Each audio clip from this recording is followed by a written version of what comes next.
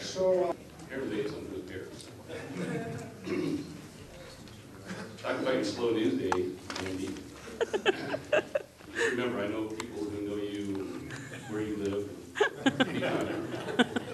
Andy worked at the Tidings for a couple of years, and now is at RCC and is on a journalism track, and she does a regular feature online. If you haven't looked at her Mandy on the Street video feature on the Tidings website, you should do it.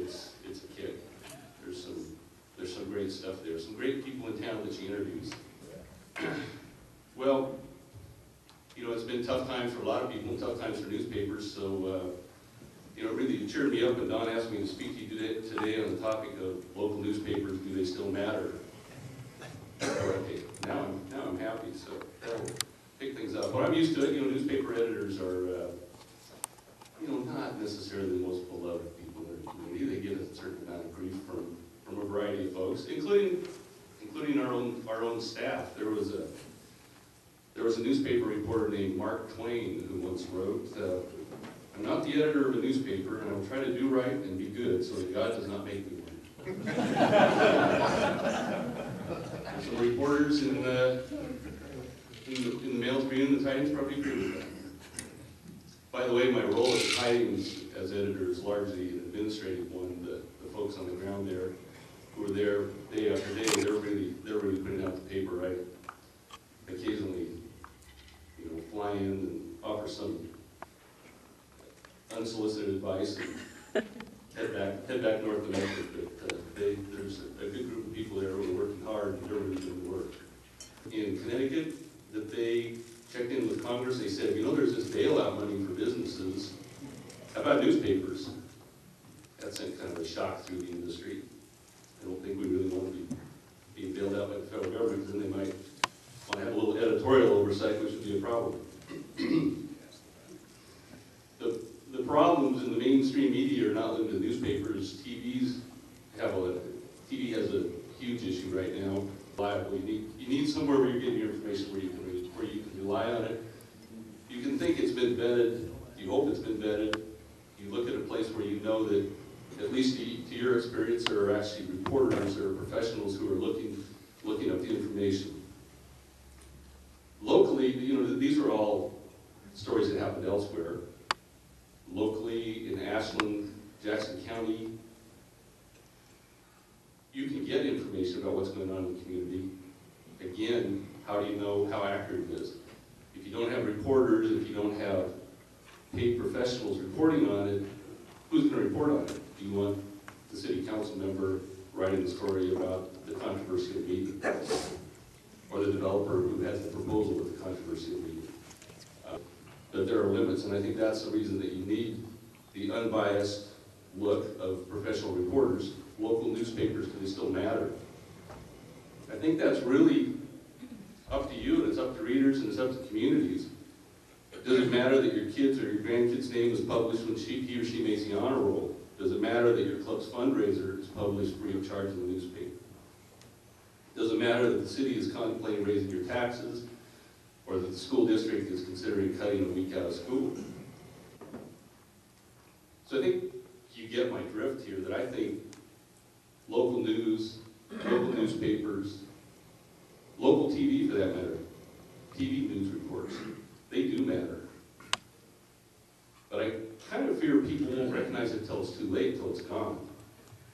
You know, if you have newspapers that are thinking about going to the federal government for bailout funds to keep the doors open, there's some newspapers that are going to go away. There's going to be some communities that won't have newspapers.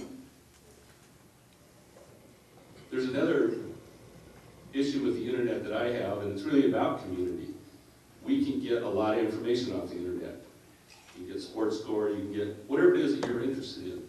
But that's actually part of the problem. You can go to your 10 or 12 or 15 websites that you get your information from.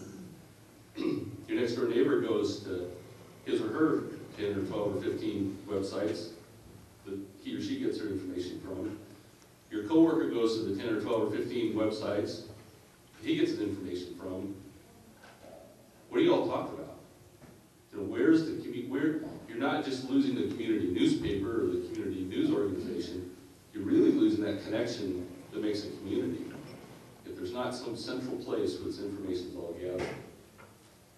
You know, a lot of the loss, a lot of what you read about, that newspapers are dying, it's about big newspapers. It's the Chicago Tribune, it's the San Diego Union, it's the Detroit Free Press. These are gigantic papers, and they're suffering some really significant circulation losses. Smaller newspapers are doing better. They're having circulation losses, but not nearly to that degree. There was a survey done last year by a journalism school in Columbia, Missouri, that for non-metro community newspapers, I found this hard to believe, but they had all the statistics of how they did this. 86% of adults over the age of 18 still read a newspaper at least once a week. As for their primary source of local news, 60% said their local newspaper. TV news came in a distant second at 11%. So there's still an interest out there. The readers are still there. We've actually seen readership growth at the Mail Tribune and the Tidings. Our circulation numbers are going down, not dramatically, but they're going down. But our readership is up because of the very thing, the very beast that we're talking about that's brought this mess upon us. It's the internet. We have, at the Tribune, we've probably lost 2,000 or 3,000 subscribers over some period of time, last 5 to 10 years. And now we have, weekdays, we have typically we're around 21,000 unique visitors on the web. Those are individuals. So if we went from 33,000 to 30,000, we lost 3,000 and then added 21,000. We actually went from 33,000 to 51,000. Is a challenge. I think everybody around, I think, has difficulty figuring out how to make money on the internet. The vast majority of people are still trying to figure that out, and newspapers are too. We're making money on it, but not nearly to the degree that it is a newspaper.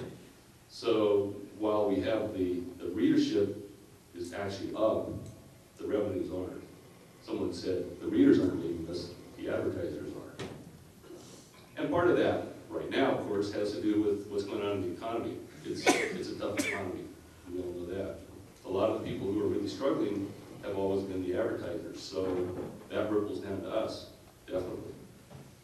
But I'm a news guy, so I'll stick to the glass as half full part of this. And really, when you look at the internet, it's exciting, it's exhausting, because you can never fill it up. I mean, there's a newspaper and you've got 30 pages, 36 pages, and you can eventually fill that up. You can never fill up the internet. But it also gives you tremendous opportunity to do new and different things. We have, some of them are somewhat basic, and you've probably seen them. We have photo galleries now. We'd go to a high school football game. You'd shoot one picture and it'd be on the front of the sports page. Well, they really shot 30 pictures of the football game, but only one that could fit in the paper. Well, now we can run all 30. We put them on photo galleries on the web.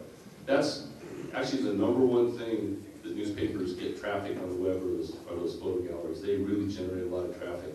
If we have a particularly compelling photo gallery, we'll have 70, 80,000 page views. That means they've looked at, that's 70, 80,000 of those pictures they've looked at. That's not necessarily individuals, but it's still, it's huge traffic. We have video. Andy's shooting video over here right now, which will be on the Tidings website. We have video on the website, so we can take on TV. We're not quite ready. I haven't quite got the hair right yet, but we get. I think video is something that certainly if you go to the web a lot, you know it's there. If you go to my house where I have dial-up, you don't know it's there. But when I go to work, I know it's there. What we have, the niche we have, is local news. Nobody else is going to cover the Ashland High School football game. Not MSNBC is not going to come in, fly in and cover the high school football game. Nobody else is probably going to cover the planning commission meeting, or you name it. Go down the list of kind of stories you see in the local newspaper.